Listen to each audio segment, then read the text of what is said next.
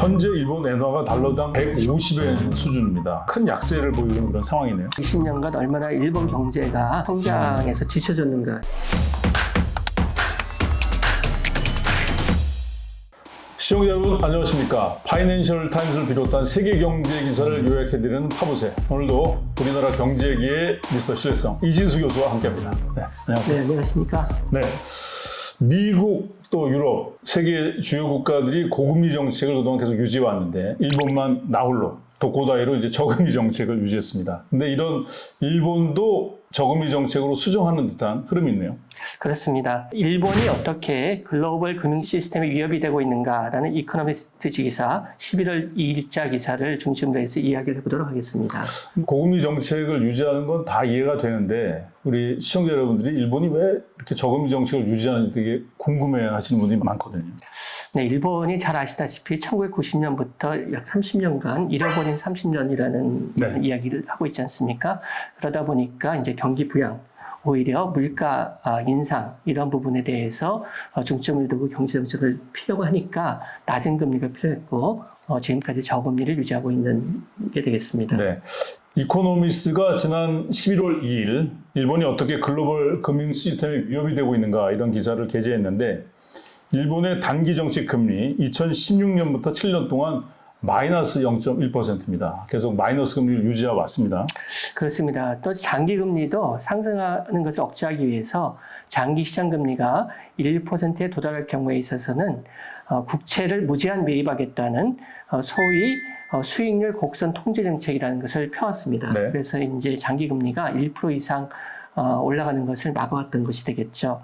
그런데 지난 10월 31일 일본은행이 이 장기금리 상한을 1%를 상한으로 하지 않고 이제는 그냥 기준금리로 하겠다. 그 얘기는 향후에 시장금리가 1% 이상으로 상승할 수 있다는 그런 여지를 남겨둔 게 되겠습니다. 네, 그래서 금융시장 참가자들이 내년 초 일본은행이 수익률 곡선 통제 정책을 폐지하고 4월에는 정책금리를 인상할 것이다 이런 예상을 하고 있습니다.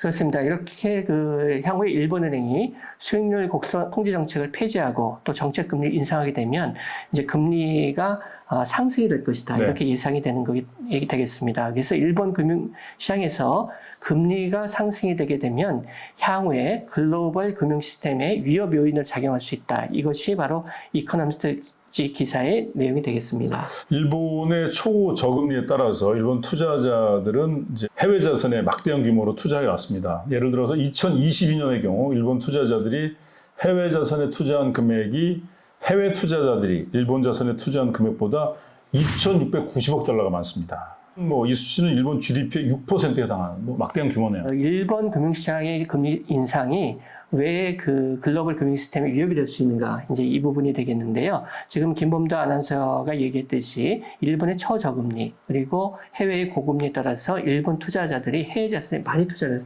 해왔습니다. 그런데 일본 시장 금리가 이제 높아지게 되면은 일본 투자자들이 이제 국내 투자에 대한 금리 인상에 따른 매력이 늘어나기 때문에 해외 투자 자금을 회수하여 일본 자산에 대한 투자를 할 유인이 많이 늘어나게 되는 게 되겠습니다. 그렇게 되면은 기존에 일본 투자자들이 투자해왔던 미국과 유럽의 기업들 그리고 금융기관들로부터 자금 공급이 감소하게 되고 그리고 미국과 유럽의 채권 가격이 또 하락할 수 있다. 수요가 감소하니까요. 이런 우려 때문에 일본이 국제금융시장에 위험 요인이 될 수 있다. 이런 얘기가 되겠습니다. 현재 일본 엔화가 달러당 150엔 수준입니다. 엔화가 정말 큰 약세를 보이고 있는 그런 상황이네요.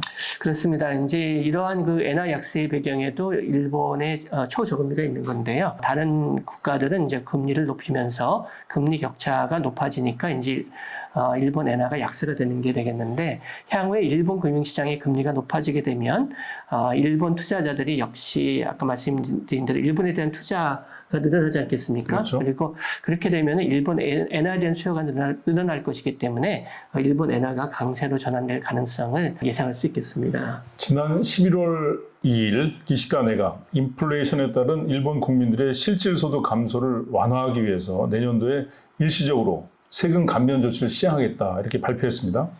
그렇습니다. 일본이 이제 그동안에 물가가 굉장히 낮아왔지만 이제 물가가 상당히 높아지는 그러한 경향을 보이지 않습니까? 그래서 지난 9월에는 소비자 물가가 전년 동기 대비 3% 상승을 했고 작년 4월부터는 임금 상승률이 물가 상승률에 미치지 못하는 그런 상황이 지속되어서요. 실질 임금이 오히려 하락하는 그러한 추세를 보이고 있는 상황입니다. 이렇게 되니까 기시다 내각이 감세를 하겠다는 것 되겠는데요. 그 구체적인 내용을 보면은요. 내년에 1인당 소득세 3만 원, 주민세 1만 원을 감면을 하고 주민세를 내지 않고 있는 저소득 가구에게는 7만 원을 지급하는 것으로 하는 그러한 안이 되겠습니다. 그래서 이러한 그 규모를 보면 전체적으로 17조 엔, 우리나라 돈으로는 149조 원에 달할 것으로 이렇게 예상이 되고 있습니다. 인플레이션이 아예 없는 것보다 한 2% 정도 있는 것이 가장 좋다. 이런 게 이제 일반적인 얘기인데 거기보다 이제 1% 높네요. 3% 상승했으니까. 그렇습니다. 현재는 그 일본이 그 가격이 높은 때요. 그 주요 요인은 에너지 가격이 높아졌지 않습니까? 그리고 엔화가 약세가 되면서 이 두 가지 요인으로 작용을 하고 있거든요. 그러니까 네. 국내 경제가 어떤 잘 돼서 됐다기보다는 해외 요인이 주로 됐기 때문에 아직까지는 3%지만 이것이 지속적으로 물가 상승이 목표된 2%를 계속될 것인가에 대해서는 약간은 판단을 유보하고 있는 상황입니다. 경제 성장을 통한 인플레이션이 아니기 때문에. 그렇습니다. 네. 게다가 또 일본이 그 외국인들이 일본의 그 직장에서 근무할 때 만족도가 굉장히 낮은 것으로 그런 것 중에 하나가 이제 실질 임금이 낮기 때문인데 네. 이런 기시다 내각의 일시적인 세금 감면 조치 또 다른 이유가 있겠죠. 선거가 이제 곧 있게 되는데 지금 기시다 수상의 지지율이 굉장히 낮다고 합니다. 최근에 지지율 조사에 의하면 30% 수준으로 알려져 있고요. 이를 만회하기 위한 조치에 불과하다. 그래서 이번 조치가 물가에 대한 근본적인 대응책은 되지 못하면서 오히려 심각한 재정 적자를 더 심각하게 하는 그러한 조치이다. 이런 비판도 있다고 합니다. IMF가 10월에 발표한 세계 경제 전망 보고서에 따르면 2023년 독일의 GDP가 일본의 GDP보다 커져서 일본의 경제 규모가 세계 3위에서 4위로 떨어질 것이다. 이렇게 전망했네요. 그렇습니다. 잘 아시다시피 세계 최대의 경제 규모를 가지고 있는 나라는 미국이고요. 2위는 이제 중국이고 3위가 일본이었는데 그 4위가 이제 독일이었고요. 근데 그 순위가 3위와 4위가 올해 바뀔 것 같다는 내용이 되겠습니다. 그래서 IMF 보고서에 따르면 일본의 명목 GDP가 올해 4조 2,300억 달러, 독일은 4조 4,200억 달러일 것으로 예상이 돼서 그 순위가 바뀔 것으로 예상이 되고요. 참고로 말씀드리면 미국은 올해 26조 9,400억 달러 명목 GDP가 그렇게 되고요. 2위인 중국은 17조 7천억 달러가 될 것으로 예상이 되고 있습니다. 네, 미국의 경제 규모에서 이제 5.8% 경제 성장, 그 명목적인 성장이지만 대단한 거고요. 그리고 2000년에 일본의 경제 규모 4조 9,600억 달러로 세계 2위였는데 당시 경제 규모를 보니까 독일의 2.5배, 중국의 4.1배였네요. 과거 20년간 얼마나 일본 경제가 성장에서 뒤처졌는가 이런 걸 볼 수가 있겠는데요. 중국은 2010년에 일본을 제치고 세계 경제 규모 2위 국가로 올라섰고요. 올해 중국의 경제 규모는 일본보다 4.2배 클 것으로 이렇게 예상이 되고 있습니다. 2000년 이후에 명목 GDP 증가율을 국내 통화 기준으로 보면 일본은 23년 동안 10% 정도 성장한 것에 불과해서 거의 성장이 없었던 것으로 볼 수가 있겠고요. 중국 경제는 1160% 정도 엄청난 것이죠. 그리고 독일은 그동안에 90%, 미국은 160% 성장을 한 것으로 이렇게 나타나는데요. 그래서 그동안 얼마나 일본 경제가 정체를 해왔는지를 알 수가 있겠습니다. 네. 이런 배경에서 이제 일본이 나홀로 초저금리 정책도 실천하고 했던 건데 지금 또 그런 경제 정책을 수정하는 그런 흐름에 있습니다. 네. 파보세 오늘 여기서 마치겠습니다. 고맙습니다. 감사합니다.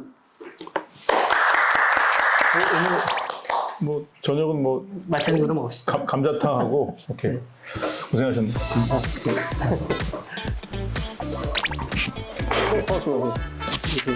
네.